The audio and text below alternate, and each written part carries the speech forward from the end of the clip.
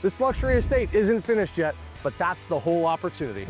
Welcome to 5215 East Orchid Lane in Paradise Valley. 7,200 square feet of new construction on a full acre backing to Mummy Mountain with no HOA.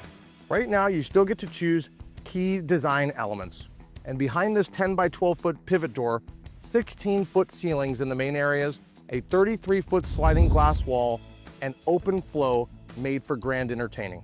The kitchen will anchor it all with an oversized 8 by 12 island, a full Miele suite, and Swedish white oak floors. The primary suite is a pure retreat, your own 4-person infrared sauna, a 20 by 20 custom closet, and spa-level privacy. Every bedroom has its own ensuite. There's also a theater room, smart home wiring throughout, and not one, but 2 laundry rooms. Out back, heated pool, spa, Baja shelf, full guest house, and a 1,700 square foot lift-ready garage built for collectors. If you're dreaming of a home where you control the vision from the inside out, this is it.